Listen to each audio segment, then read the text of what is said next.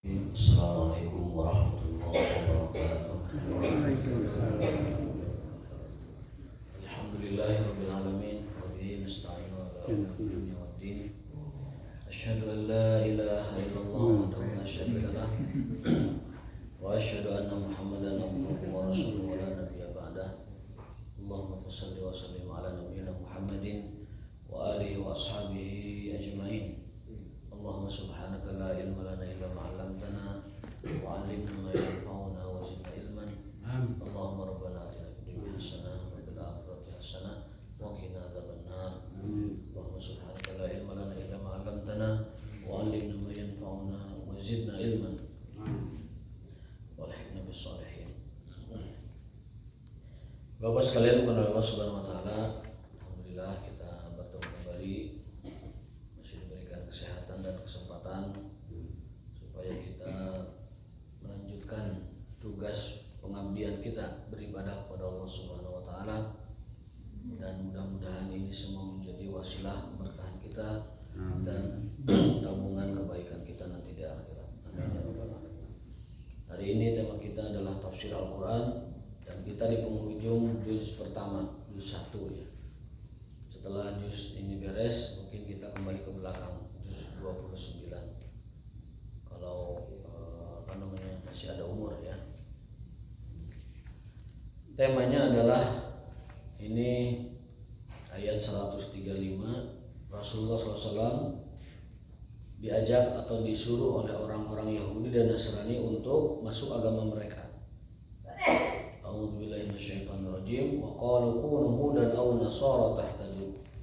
Orang-orang Yahudi, orang Nasrani mengatakan kepada Nabi Muhammad, "Hai Muhammad, masuklah kamu ke dalam agama kami. Tahtadu, kamu nanti dapat petunjuk." Jadi mereka ini memang ingin sekali Rasulullah itu mengikuti agama mereka. Padahal orang Yahudi itu mereka mendustakan nabi-nabi terdahulu. Kemudian mendustakan Nabi Isa. Orang Yahudi itu kan kesalahan pertamanya itu mendustakan Nabi Isa. Tidak mau menerima syariat baru, yaitu syariat Nabi Musa. Kemudian orang Nasrani, mereka mendustakan Nabi Muhammad SAW. Dan kedua-duanya mendustakan Nabi Muhammad. Jadi orang Yahudi mendustakan Nabi Isa, orang Nasrani mendustakan Nabi Muhammad, dan dua-duanya itu mendustakan Nabi Muhammad SAW. Nah, orang Yahudi meminta dan orang Nasrani juga meminta melalui perwakilan mereka. Jadi datang perwakilannya. Kalau Nasrani diwakili oleh orang pendeta Najran dari daerah Najran, orang Yahudi diwakili oleh pendeta Madinah atau rahib Madinah. Datang kepada Nabi SAW dan mengatakan, "Masuklah kamu ke dalam agama kami, nanti kamu dapat petunjuk." Nah, itu gelon orang Yahudi tadi. Nabi Muhammad datang itu untuk mengajak mereka masuk Islam, malah dibalikkan. Kamu yang masuk agama kita ya, gitu. Kunu hudan, masuklah kamu ke dalam Yahudi, atau Nasara atau Nasrani, tahtadu, nanti kamu dapat petunjuk. Nah, ini tawaran orang Yahudi. Namun Rasulullah SAW diperintahkan untuk menjawab dengan bal millata Ibrahim hanifah. Aku mengikuti ajaran Ibrahim, yaitu Islam. Jadi ketika orang Yahudi, orang Nasrani menyuruh Nabi Muhammad masuk agama mereka, Nabi dengan tegas mengatakan, "Agamaku adalah Islam dan aku tidak pernah melakukan perbuatan musyrik."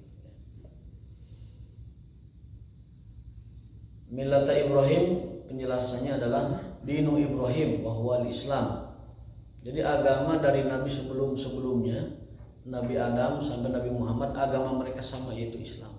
Hanya saja syariatnya berbeda-beda. Nabi Isa Islam, Nabi Musa Islam, Nabi Ibrahim Islam, Nabi Adam Islam, Nabi Nuh semuanya Islam. Para rasul, para nabi semuanya Islam. Hanya saja syariatnya berbeda-beda. Sementara di sini orang Yahudi nyuruh Muhammad masuk agama mereka. Ada penjelasan millata Ibrahim. Ini millata Ibrahim banyak yang menyalahartikan ya.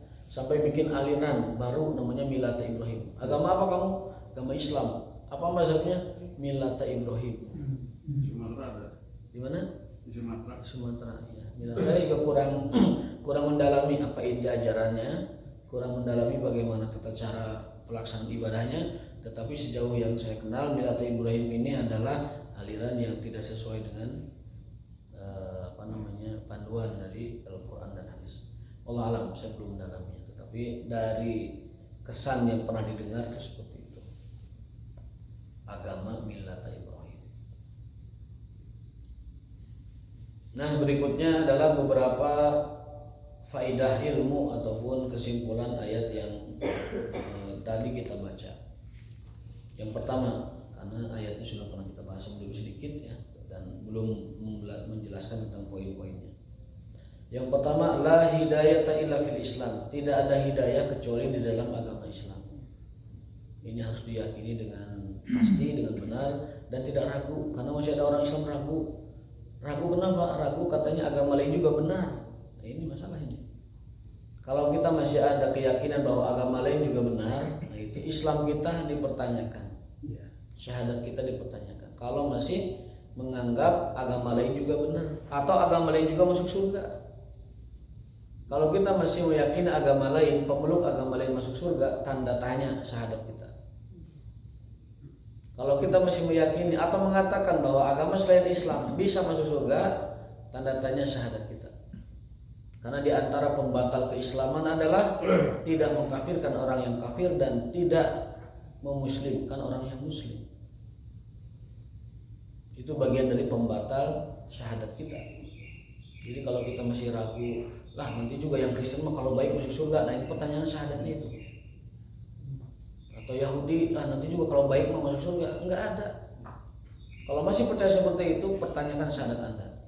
Kembali la ilaha illallah. Karena bagian dari tauhid dan akidah Islam adalah mengkafirkan yang kafir dan memuslimkan yang muslim. Jangan ragu. Tetapi dalam akhlak kemasyarakatan memang jangan dituduhkan, jangan disebutkan. Mana ahli neraka, jangan. Itu dalam tata krama masyarakat tidak ada seperti itu. Tetapi keyakinan kita dalam hati meyakini bahwa selain agama saya masuk neraka. Sebagaimana hadis Nabi SAW, "Ma min Yahudiyin wala Nasraniyin sami'a bima ji'tu bihi wa huwa lam yu'minu bi dakhalan nar." Itu hadis Nabi SAW. Tidak ada Yahudi, tidak ada Nasrani mengetahui aku telah diutus tapi tidak mau mengikuti agamaku kecuali nasibnya adalah di neraka. Itu hadis Nabi SAW. Di dalam ayat Quran bahkan jelaskan, wa may yattaqi ghairal islami dinan fala yuqbal minhu. Barang siapa yang menerima atau masuk atau berada ghairal Islam pada agama selain Islam, lan yuqbal minhu, tidak akan diterima. Wa huwa bil akhirah, dan di akhirat kelak minal khasirin, termasuk orang-orang yang merugi. Merugi dengan apa? Merugi dengan dimasukkan ke dalam neraka jahanam. Waliyadzubillah. Itu yang pertama. Tidak ada hidayah kecuali di dalam agama Islam. Jangan pernah ragu. Wala sa'adata wala kamala illa bil Islam, dan tidak ada kesempurnaan serta kebahagiaan kecuali dengan memeluk agama Islam. Tidak ada kebahagiaan, tidak ada kesempurnaan kecuali dengan memeluk agama Islam tanpa ragu. Maksudnya tidak boleh ragu tentang itu. Yang kedua, poin yang kedua, al-kufru bir rasul kufrun bi kulli rusul. Mengingkari satu rasul sama dengan mengingkari seluruh rasul. Ini akidah, ini prinsip. Tidak menerima satu nabi sama dengan tidak menerima seluruh nabi. Jumlah rasul ada berapa? 312. Jumlah nabi ada berapa? Kurang lebih 140 ribuan. Tidak mengimani satu rasul atau satu nabi sama dengan tidak mengimani 140 ribu nabi dan rasul yang lain. Nabi Isa, kita harus imani Nabi Isa, bahwa beliau adalah satu dari nabi dan rasul Allah yang pernah diutus ke muka bumi. Nabi Musa, Nabi Sulaiman, Nabi Yakub atau Nabi Israel. Nama lainnya kan Yakub, Israel. Nabi Yusuf, Nabi Ayub, seluruh nabi kita wajib mengimaninya. Tetapi mengimani mereka cukup dengan mengimani secara gamblang saja bahwa mereka adalah nabi dan rasul Allah, diutus ke muka bumi membawa kebenaran dan tauhid, tapi tidak mengikuti syariat mereka. Jadi mengimaninya cukup gamblang saja bahwa Allah pernah mengutus nabi yang namanya Nabi Isa, Nabi Ibrahim, Nabi Ismail, Nabi Ishak. Itu namanya mengimani para rasul dan para nabi. Jadi iman itu ada dua, ada iman mujmalan, ada iman mufassalan. Iman mujmalan itu iman yang secara umum saja. Oh iya benar, Nabi Isa memang utusan Allah, gitu saja. Oh iya benar, Nabi Musa adalah utusan Allah, gitu. Itu namanya iman mujmalan. Kalau iman mufassalan itu iman yang detail, seperti iman kita kepada Nabi Muhammad. Jadi iman mufassalan itu hanya kepada Rasulullah Muhammad SAW saja. Beriman kepada syariatnya, petunjuknya, rukun Islamnya, rukun imannya, hadis-hadisnya, kemudian sunnah-sunnahnya dan lain sebagainya. Itu namanya imanan mufassalan. Sekali lagi, kita wajib beriman kepada para nabi dan para rasul secara mujmalan. Tapi iman kepada Nabi Muhammad secara mufassalan, secara rinci, detail. Kita beriman kepada seluruh yang dibawa oleh Nabi Muhammad. Itu namanya imanan mufassalan. Sekali lagi, iman itu terhadap para nabi ada dua caranya. Ada imanan mujmalan secara gamblang, secara umum, secara global, ya, bahwa mereka adalah diutus oleh Allah Ta'ala. Namun kepada Nabi Muhammad imannya mufassalan, iman yang detail, mengimani seluruh apapun yang dibawa oleh beliau, seluruh apapun yang dicontohkan oleh beliau, seluruh apapun yang diajarkan oleh beliau. Itu namanya imanan mufassalan. Pada nabi lain cukup mujmalan saja. Al-kufru bir rasulin, mengkufuri atau mengingkari satu rasul sama dengan mengkufuri seluruh rasul. Faqad kafarul yahud bi Isa. Orang Yahudi bisa disebut kafir karena mengingkari Nabi Isa. Wa kafarun nasara bi Muhammad. Orang Nasrani disebut kafir karena mengingkari Nabi Muhammad SAW. Fa asbahu bidzalika kafirin. Maka orang Yahudi, orang Nasrani karena kedua-duanya mengingkari satu dari Nabi Allah Subhanahu wa taala, mereka semua disebut kafirin, orang-orang kafir. Wa amanal muslimuna bi kulli rusul. Adapun orang-orang Islam beriman dengan seluruh para rasul dan para nabi. Fa asbahu bidzalika mu'minin. Maka mereka disebut orang-orang beriman. Jadi kita disebut orang beriman karena kita mengimani Rasulullah dan mengimani seluruh nabi dan rasul yang pernah Allah utus. Sementara orang Yahudi menjadi kafir karena mengingkari satu nabi, yaitu Nabi Isa. Dan orang Nasrani menjadi kafir karena mengingkari satu nabi, yaitu Nabi Muhammad SAW. Jadi kita jangan mengingkari satu rasul dan kemudian setelah itu kita jadi kafir gara-gara itu. Yang ketiga, la yazalul yahudu wan nasara fi adai al-islam wa harbi 'alal muslimin wal muslimuna yakfihimullahu ta'ala syarrahum. Orang Nasrani, orang Yahudi sampai kapanpun akan tetap memusuhi orang Islam. Itu rumus Al-Quran. Walan tarda al yahud walan nasara hatta tattabi'a millatahum. Cuman ada yang menampakkannya, ada yang tidak menampakkannya. Tapi hati-hati jika mereka mendapat kesempatan, nah itu diganyang gitu. Pakai lannya. Pakai lannya itu lan abadiyah, tidak akan pernah. Tidak akan pernah. Meskipun mereka menunjukkan yang sebaliknya, tetapi Quran telah menyingkap hati mereka. Tidak akan pernah orang Yahudi, orang Nasrani kepada kalian semua hingga kalian mengikuti agama mereka. Hatta tattabi'a millatahum. Di dalam surat Al-Buruj, kenapa disebutkan orang kafir itu selalu memusuhi orang Islam? Alasannya satu. Wa ma naqamu minhum illa ayyuminu billahil azizil hamid. Tidaklah orang-orang kafir itu memusuhi orang Islam kecuali satu, kedengkian kepada keimanan mereka. Jadi orang kafir itu teresep orang imannya, iri, dengki, tidak suka melihat kita beriman kepada Allah. Jadi itu Al-Buruj itu memberikan rahasia kepada kita bahwa orang-orang kafir kenapa memusuhi orang Islam, sebabnya adalah karena kita beriman. Hanya karena kita beriman mereka benci. Bukan karena yang lain. Sekedar kita iman saja mereka benci. Mereka benci kepada keimanan mereka. Kalau dia berimannya kepada apa? Ya kepada Tuhan mereka, kepada Nabi mereka, kepada yang mereka klaim sebagai kebenaran, baik kitab atau Nabi mereka ataupun Tuhan mereka. Wa ma naqamu minhum illa ayyuminu billah. Tidaklah mereka membenci orang-orang beriman kecuali keimanan mereka. Dengki. Ya, naqamu itu dendam, dengki, benci. Naqam namanya itu. Jamaknya naqamu, benci, iri, dengki kepada orang beriman hanya karena keimanan. Memang aneh ini, aneh. Ini semacam penyakit hati. Benci karena orang lain beriman, ini kan penyakit hati.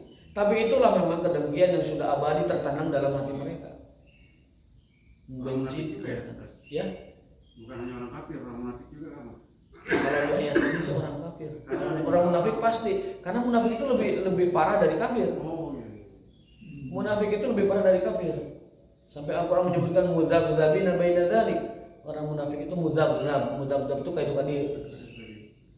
La ilaha illa wa la ilaha illa. Kan itu ayat itu. La ilaha illa wa la ilaha illa. Tekadi itu tekadi itu munafik itu. Makanya bisa meninggalin pakai jubah pakai jenggot. ada pakai jenggot, pakai jubah, tapi ngebenci Islam. Kita mana ya? Membenci Islam padahal pakai hijab Islam, aneh begitu. Itu munafik. Makanya hukuman orang munafik lebih parah dari orang kafir. Innal munafiqina fi darkil asfali minan nar. Orang munafik itu tempatnya adalah di keraknya jahanam. Dina pariuk ieu liwat aya nu panghandapna intip terang pa intip. Nu hideung panggaringna eta munafik teh tadi. Fi darkil asfali minan nar. Nu pangpoeknya. Dark itu pangpoek, makanya the dark bahasa Inggris kan. Dark itu dari darkun gitu. Poek. Lestreng, gulita. Kan ada dark ya. Kalau anak sekarang glowing in the dark gitu ya. Nah, dark itu kegelapan. Nah, orang munafik itu berada di posisi yang paling intip dari neraka. Lebih parah ya daripada orang kafir. Kenapa? Karena orang munafik itu selain kekafirannya juga wataknya yang dibenci oleh semua orang. Orang kafir pun benci pada orang munafik karena itu jelas. Lamun diajak perang teh sarua alasan kepada orang beriman. Gus, mana wae lah perang kan itu gitu. Gitu orang munafik itu ke orang kafir pun tidak jelas. Kan ada cerita di surat Al-Qur'an itu. Kalau mereka diajak perang, sarua ya alasan, ke orang Islam alasan, ke orang kafir ya alasan. Itu puguh. Maka kan terpuguh itulah mereka menjadi makhluk paling buruk. Adapun di surat Al-Buruj Allah menjelaskan bahwa orang kafir tidaklah dengki, benci dan tidak suka kepada orang Islam kecuali hanya karena mereka beriman. Ini memang penyakit hati ya. Orang benci karena orang lain beriman itu penyakit sebenarnya. Itu penyakit. Kalau benci karena ulah oknum yang zalim mungkin wajar. Kalau benci dengan kelakuan sebagian orang yang barbar mungkin wajar. Tapi benci dengan keimanan seseorang itu masalah. Tapi itulah yang Allah jelaskan dalam surat Al-Buruj bahwa orang kafir mereka membenci orang beriman hanya karena mereka beriman. Itu apa namanya yang patut diwaspadai oleh kita semua. Wal muslimuna yakfihimullahu ta'ala syarrun, tapi Allah akan menjaga kaum muslimin dari orang-orang seperti itu. Yakfihi min syarrihim, jadi akan dijaga dari kejahatan orang-orang kafir seperti itu. Dengan syarat idzahum istaqamu alal Islam, kalau mereka istiqomah pada agama Islam, aqidatan wa ibadatan wa khuluqan wa adaban wa hikman atau hukman. Kalau mereka istiqomah kepada ajaran agama mereka yaitu Islam, baik akidahnya atau ibadahnya atau akhlaknya atau adabnya atau hukumnya, istiqomah kepada Islam, maka Allah tidak akan mengizinkan orang kafir menyentuh kaum muslimin. Cuman karena kaum musliminnya tidak istiqomah, dicabik-cabik. Gimana tadi diulang sekali? Andaikan orang muslimnya. Andaikan orang Islamnya istiqomah baik pada ibadahnya, akidahnya, suluknya, adabnya, akhlaknya dan juga hukumnya, istiqomah pada hukum agama, pada iman agama, pada ibadah dalam beragama dan akhlak beragama, maka orang kafir tidak dapat menyentuh orang Islam. Idahum istaqamu, apabila mereka istiqomah alal Islam, pada ajaran Islam, baik akidahnya akidatan, wa ibadatan atau ibadah, wa khuluqan atau akhlak, memegang akhlak Islam, wa adaban atau adab dalam Islam, wa hukman atau hukum dalam Islam, maka Allah yakfihi min syarhim, akan menjaga orang-orang Islam tersebut dari kejahatan atau disentuh oleh orang-orang kafir, maksudnya dihancurkan. Hadis itu. Ini penjelasan dari ayat tadi. Penjelasan dari ayat yang ke 136 dan 137 ya. 136 37 Al-Baqarah, penjelasannya adalah bahwasanya Allah akan menjaga orang Islam dari kejahatan orang kafir selama mereka istiqomah pada ajaran Islamnya, baik pada akidahnya, ibadahnya, akhlaknya, adab dan hukumnya. Nabi sudah masih tahu dari jauh-jauh hari. Nabi sudah masih tahu 1400 tahun yang lalu. Tada'a alaikumul umam kama tada'a al-akalatu ala qas'atiha. Nanti umat-umat, bangsa-bangsa lain akan mengepung kalian. Jadi Nabi Muhammad sudah masih gambaran orang Islam itu seperti makanan di dalam piring, di atas piring. Sementara yang mau memakannya orang-orang nurawab hungkul. Jadi orang-orang buas, orang lapar, di tengahnya itu ada makanan. Nah, makanan itu digambarkan oleh Nabi sebagai umat Islam.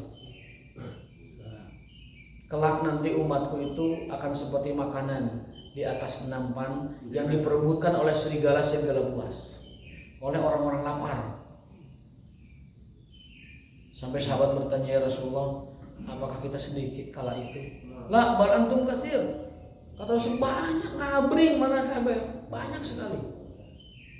Sekarang aja Islam sudah berapa miliar? 2 miliar, hampir 3 miliar. Banyak kalian. Bal antum gusa, tapi banyaknya itu seperti buih. Kagusa isail, buihnya buih laut. Buih laut kan tarik, tapi tidak kena badan mah tidak apa-apain. Tidak memberi kekuatan apa-apa. Jadi Nabi sudah memberikan rahasia kelemahan umat kita itu kuat, banyak, tetapi lemah. Kenapa? Sebabnya adalah 2. Asobatkumul wahan, kalian tertimpa penyakit wahan. Apa itu wahan? Wahan itu adalah hubud dunia wa karahiyatul maut. Kalian lebih cinta kepada dunia daripada kalian memilih kematian. Jadi 1500 tahun yang lalu Nabi Muhammad sudah ngasih tahu resepnya. Kelemahan umatku itu hubud dunia. Dan itu menimpa semua lapisan. Parpol sekuat apapun diberi hubud dunia, nggoyang. Iya mah pikir realitas aja ini mah. Fikul waqi'nya, pikir realitasnya. Jangan sekumah tarik lagi, bayar duit goleang. Susah. Mau sekuat apapun itu kekuatan masyarakat dan politiknya, kasih uang goleang. Menimpa semua. Habib juga sama, kasih uang goleang. Kiai ajengan, ustaz juga sama, dikasih uang goleang. Boba orang kieu teh pada teu kabagean. Bisa jadi. Itu udah hukum dunia menimpa semua. Boba orang kieu teh ya pada kabagean. Sudah dikasih jabatan mah. Dah kamu tuh mimpin departemen anu misalnya. Oh siap, enggak. Nah, yang istiqomah itu adalah orang yang memang berjuangnya karena Allah. Menolak kezaliman karena Allah. Memang cinta kepada umat, kita lawan kezaliman, kan begitu. Baru itu yang selamat. Tapi itu pun masih rentan juga. Orang-orang seperti itu mesti punya benteng supaya ketika dioyang ke hubud dunia tidak meleang. Nah, itulah perlunya. Tips dari Quran dan hadis menghadapi fenomena ini, al-wahan ini, apakah harus kuat secara berjamaah atau Tadi istiqomah. Istiqomah ibadatan wa aqidatan wa khuluqan wa adaban wa hukman. Istiqomah di sini lafaznya jamak. Istiqomah artinya bareng-bareng istiqomah gitu. Istiqomah sendiri-sendiri nggak akan kuat. Istiqomah sendiri-sendiri nggak akan kuat. Kata Nabi, asyaitonu ma'al wahid. Setan itu selalu bersama satu orang. Setan senantiasa bersama yang satu orang. Orang Islam itu bagaikan sekawanan domba. Kalau satu domba misah dari koloninya, diterkam oleh serigala. Makanya kita jangan sendiri-sendiri. Istiqomahnya harus bareng-bareng. Ya, ibadahnya bareng-bareng. Akidahnya harus sama-sama bareng. Akhlak adabnya sama-sama standar bareng. Adabnya sama-sama bareng, hukumnya sama-sama bareng. Kalau ibadahnya berjamaah, adabnya berjamaah, khuluqnya perangainya berjamaah, hukumnya berjamaah, nggak akan ada musuh yang berani nyentuh kita. Semua orang Islam akhlaknya sama, taruhlah begitu.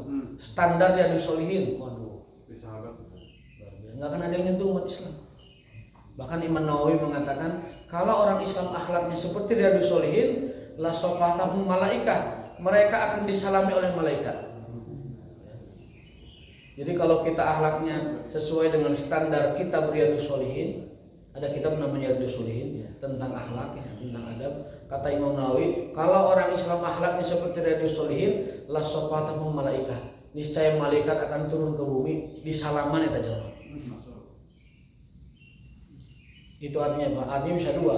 Bisa karena tidak semua orang melakukan itu dan mustahil mungkin. Bisa juga memang betul-betul malaikat menyalami mereka secara yang kita tidak tahu lah gimana. Aya nama tuh akidah cerai berai kita itu. Aya nu pagaweana utek-utekan dina hareupeun kuburan gitu. Aya nu kitu. Kalau mendoakan berzikir sih tidak apa-apa, baca Quran tidak apa-apa. Ini mah minta masalahnya.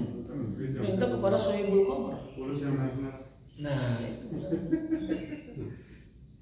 fakta mengungkap pas dibuka eta kencelengna 8 karung setahun. 8 karung setahun. Dan itu lumayan tuh dunia juga itu masuknya. Kalau sekarungnya 100.000 mah lebih. Bisa beli dam truk Alhamdulillah bahwa yang kata Nabi SAW penyebab umatku lemah itu karena hubud dunia. Dan solusinya adalah kembali ke istiqomah, baik agama, kemudian ibadah, akidah, akhlak, adab dan hukum. Baru kalau itu istiqomah bareng-bareng, umat Islam akan kembali kepada kejayaannya. Fayakfillahu syarrahum, Allah akan menjaga mereka dari kejahatan orang-orang tadi. Hubud dunia. Hati-hati. Supaya tidak hubud dunia, kitanya harus berdaya, makanya kan gitu. Supaya tidak hubud dunia, berdaya. Kalau dulu ada seorang tabi'in namanya Abdullah bin Mubarak. Beliau ini ulama besar dan gurunya para tabi'in yang lain, murid sahabat dan guru para tabi'in. Beliau ulama tapi kaya. Ketika ditanya oleh entah anaknya entah muridnya, ulama yang lain bertamu atau mungkin ulama yang lain, Tuan, kenapa Anda hidup bergelimang kekayaan padahal Anda seorang ulama besar? Apa jawaban dia? Supaya penguasa tidak berani mendekatku. Gitu. Supaya pemerintah atau penguasa tidak berani mendekatku dan segan padaku.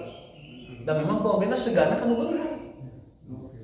Sekarang anu ribu malah dirahu kalau yang nah bere-bere teh 20 ribuan. Sina demo kan itu. Tapi orang kaya pemerintah tidak berani. Kalaupun dia berani pasti dengan muslihat, tidak langsung berani. Abdullah Ibnu Mubarak ketika ditanya oleh anaknya atau muridnya atau oleh ulama lain, kenapa anda bergelima kekayaan padahal anda seorang ulama, dia jawabannya begitu, biar penguasa segan padaku. Kita lihat di soal itu siapa yang ngarang? Bukan ngarang semuanya, yang mengumpulkan. Yang mengumpulkan hadis-hadis dalam kitab Riyadhus Shalihin adalah Imam Nawawi. Imam Nawawi rahimahullah muridnya Imam Syafi'i. Dari kalangan mazhab Syafi'i. Riyadhus Shalihin. Di dalamnya itu beliau senantiasa membawakan ayat Al-Qur'an dulu, sekitar 1 ayat 2 ayat, kemudian bawahnya baru hadis-hadis Nabi SAW. Itu kitab Riyadhus Shalihin, 1 jilid, tapi penjelasannya 2 jilid. Bahasa Arab diterjemahkan jadi 4 jilid. Karena kan bahasa Indonesia jabarnya lebih panjang daripada bahasa Arabnya. Nah, itu yang ketiga. Jadi kalau kita ingin kembali kepada kejayaan agama kita, marilah kita istiqomah bareng-bareng. Salatnya istiqomah, akhlaknya istiqomah, ibadahnya istiqomah, adabnya, hukumnya, dan itu dilaksanakan kolektif. Dan soleh seorang mah oyang Pak kalau digoda dengan dunia bisa oyang. Sekuat apapun iman, kalau dioyangkeun ku harta itu goyang. Apalagi dioyangkeun ku perempuan lebih goyang lagi. Bisa hancur itu dirinya dan kehormatannya. Jika punya partai istiqomah. Bisa juga. Partai istiqomah. Indonesia. Jadi PI jadi Partai Istiqomah Indonesia. Tapi tetap kalau sudah naik di atas lalu diajak koalisi dikasih jabatan undur-undurnya nagali yang juga istiqomah juga. Nagali yang hilang. Mudah-mudahan minimalnya kita dikuatkan istiqomah dalam ibadah, dalam akidah dan dalam akhlak. Kalau dalam hukum rasanya belum bisa. Setidaknya kita istiqomah dalam ibadah, dalam akidah, dalam akhlak kita semua, dalam adab kita istiqomah dengan menjaga sholatnya. Dan Rasul memberikan resep kembalinya supaya bisa jaya lagi. Apa? Illa antarji'u ila dinikum. Kamu tidak akan pernah berjaya, kamu tidak akan pernah menang dari umat-umat lain hingga kalian kembali kepada agama kalian. Hatta tarji'u ila dinikum. Dijelaskan oleh Imam Malik, lan yasluh amru hadil ummah illa bima saluha awaluha. Tidak akan pernah beres urusan umat ini kecuali seperti cara beresnya umat terdahulu. Jadi orang Islam beda dengan agama lain. Agama lain tuh berjaya kalau mereka meninggalkan agama mereka. Kenapa? Karena agama mereka bukan agama fitrah. Agama mereka menolak ilmu pengetahuan. Kita dulu pernah belajar sejarah Dark Age di zaman Eropa itu, bagaimana kelompok keagamaan menindas dan memeras masyarakat habis-habisan. Ada ilmuwan baru muncul namanya Galileo. Sana si Galileo mengatakan bahwa pusat tata surya adalah matahari. Diduruk Pak. Karena bertentangan dengan gereja yang mengatakan bumi adalah pusat matahari. Itu pusat tata surya Pak. Diduruk itu si Galileo. Ada ilmuwan lagi muncul berbeda doktrin dengan gereja, diduruk. Dihukum mati. Kalau ada ilmuwan berbeda teorinya atau penemuannya dengan gereja atau dengan kelompok keagamaan, Rijaluddin disebutnya, orang-orang yang keagamaan begitu, tokoh agama, dihukum mati. Beda dengan Islam. Islam itu menerima sains. Islam itu agama sesuai dengan sains. Tidak ada satupun dalil yang sahih bertentangan dengan sains yang benar. Ada kitabnya Ibnu Taimiyah khusus, Darut Ta'arud Baina Naql wal Aql. Ada kitab khusus judulnya Darut Ta'arud. Kemustahilan, paradoks antara logika dengan dalil yang sahih. Akal dengan dalil yang sahih tidak mungkin bertabrakan. Darut Ta'arud namanya. Ada bukunya khusus itu. Memang banyak ilmu mantiknya, tapi itu patut dipelajari, bagus. kemustahilan bentrok antara akal dengan agama. Kalau tidak sejalan mungkin, tapi kalau bentrok mustahil. Karena akal itu dari Allah dan agama dari Allah, mustahil bentur. Kalau tidak sejalan mungkin belum ketemu hikmahnya. Tapi kalau bentrok tidak mungkin. Silahkan dibaca bukunya. Yang bersama hadis Ustaz. Yang mana? Kecuali kalian Hadis, itu hadis. Hadis. Ya. Silakan baca bukunya, buku apa? Buku Darut Ta'arud Bainan Naql wal Aql. Oh, Saya belum tahu terjemahannya apa atau sudah ada saya belum. Tapi judul Arabnya begitu. Dulu kita di kuliah diarahkan baca itu. Judulnya itu ketidakmungkinan kontradiksi agama dengan logika yang benar. Ya. Kalau ada yang salah di keduanya, ada kemungkinan mungkin dalilnya tidak valid atau dhaif. Mungkin sainsnya belum final atau masih dalam tahap pengujian atau tahap penelitian. Atau ada pemahaman yang keliru dari dua ini. Gitu. Tapi tidak mungkin bertentangan karena akal dari Allah dan agama dari Allah tidak mungkin bertentangan. Seperti ini contohnya seperti air kena lalat. Ya, seperti itu. Keduanya. Kan banyak orang nggak percaya. Tidak logis. Hadisnya itu idza saqata, jika lalat jatuh kepada minuman kalian falyambishu, lalapkeun fa inna fi ihda janahaihi daun wa fil ukhra shifaun. Karena sayap yang satu adalah penyakit, sayap yang kedua adalah obatnya. Jadi pom diteleumkeun eta si laleur, maka minuman jadi netral. Racunnya dibunuh oleh penawarnya. Nan ari geuleuh mah beda lagi judulnya. Komo laleur nu hejo teh. Laleur eta susah nyelebkeun lagi. Gelas lagi mau muah we teh. Kecil gitu ya. Nah, itu menurut penelitian sih sudah diteliti bahwa betul adanya. Bahwa lalat itu satu sayapnya adalah penawar, satu sayapnya adalah penyakit. Sudah diteliti oleh para ilmuwan dan benar adanya seperti itu. Itu tidak disebut jenis lalatnya. Ya? Jenis lalatnya tidak disebut lalat apa? Tidak disebutkan jenis lalat. Kalau itu kan lalat itu. Iya. Contoh lain, mohon maaf, khasiat kencing onta, mohon maaf. Iya, ada. Itu kan di dalam hadisnya obat itu teh. Orang Afrika mengamalkan itu. Dimandiin ke kepala, dimandiin ke badan, ada yang diminum. Jadi obat di Afrika itu. Tapi di Indonesia belum menerima. Karena mungkin penelitian ilmiahnya belum ada yang mensponsori. Sebastian masih bisa. Ada ustadz yang coba opinikan masalah itu bahwa kencing onta adalah obat. Waduh, habis-habisan itu diserang itu. Kita kembali ke masa primitif, kita kembali kepada masa prasejarah sebelumnya. Karena apa? Karena mengetengahkan sesuatu yang belum familiar di masyarakat, akhirnya kena bulian. Padahal kalau masyarakatnya terbuka, ya coba aja dulu ketengahkan mana jurnalnya, mana hasil penelitiannya, kan lebih enak sebenarnya daripada membuli. Nah, hal semacam itu kan belum sepenuhnya terungkap oleh sisi sains ilmu pengetahuan. Padahal itu ada dalam akidah kita. di Sudan gimana? Di Sudan sebagian masyarakat sih ada yang mempraktekkan itu di pedalaman, ya Arab pedalaman. Tapi kalau Arab yang di kota sudah tidak kayaknya. Kencing orang. Enggak kencing orang mana? Kontak saja. Orang. Untuk darurat mah pek wae ya. Tapi udah pahang nih orang. Poin terakhir ini sederhana saja, bahwa orang yang mandakhala fil islami wajib alaihi al-ghusl. Orang yang baru masuk Islam wajib mandi dulu. Syahadat kemudian mandi. Itu namanya ghuslul Islam, mandi Islam namanya. Kan ada 4 yang mewajibkan mandi itu. 1, keluar air mani baik sengaja atau tidak sengaja. Yang kedua adalah masuk Islam. Yang ketiga adalah mengantar jenazah, tapi ini ikhtilaf. Yang kelima adalah yang keempat, maaf, 1, 2, 3. Apa yang keempat? Haid dan nifas bagi perempuan. Itu arba mujibatil ghusli, 4 yang mewajibkan seseorang mandi besar.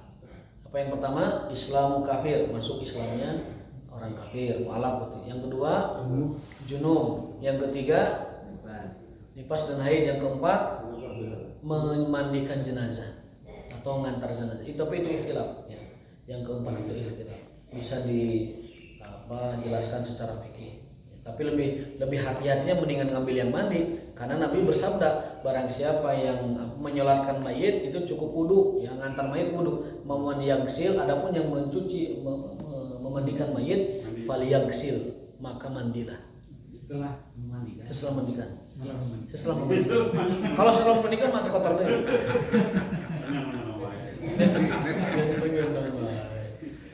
Baik, boleh. Subhanallah. Assalamualaikum warahmatullahi wabarakatuh.